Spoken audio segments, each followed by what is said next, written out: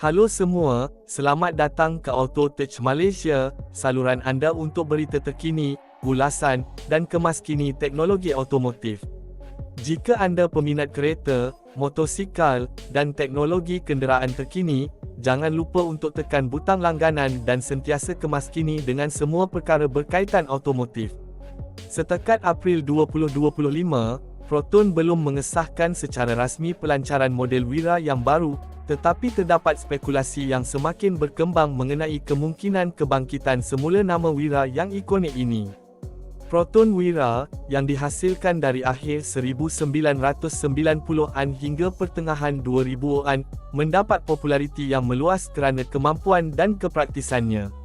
Walau bagaimanapun, Proton menghentikan pengeluaran model ini beberapa tahun yang lalu, dan sejak itu, nama Wira telah berhenti dalam barisan produk syarikat.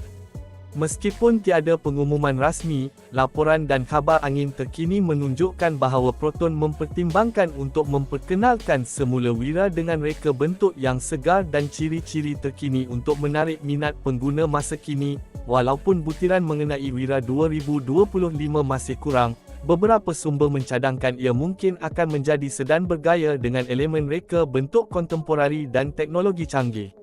Syarikat ini telah memberi tumpuan kepada peningkatan tawaran mereka dan membawa lebih banyak kenderaan maju, termasuk pilihan elektrik. Pelan Proton untuk 2025 merangkumi pelancaran sekurang-kurangnya 3 model baru, termasuk Proton Saga yang dibaik pulih, kenderaan elektrik baharu yang dipanggil Emas 5, dan X50 SUV yang dipertingkatkan.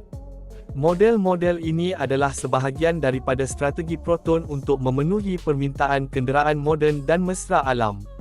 Walau bagaimanapun, kebangkitan semula Wira masih tidak pasti, dan komuniti otomotif sedang menunggu dengan penuh debaran pengesahan rasmi daripada pengeluar.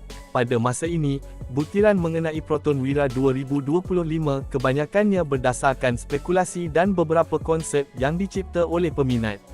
Peminat berharap agar versi baharu Wira ini dapat mengekalkan semangat model asal sambil menggabungkan trend otomotif terkini, seperti trend kuasa hibrid atau elektrik, sistem infotainment yang canggih, dan ciri keselamatan yang dipertingkatkan.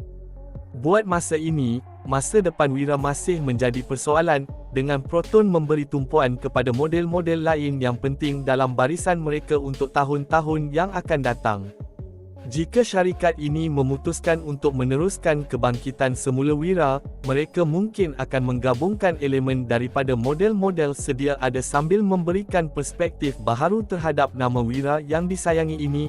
Jika anda ingin melihat lebih banyak video seperti ini dan mendapatkan kemaskini tentang perkembangan terkini dunia automotif, pastikan untuk melanggan Auto Tech Malaysia dan klik loceng notifikasi. Jangan lupa untuk kongsikan pendapat anda mengenai Proton Wira 2025 di ruangan komen di bawah.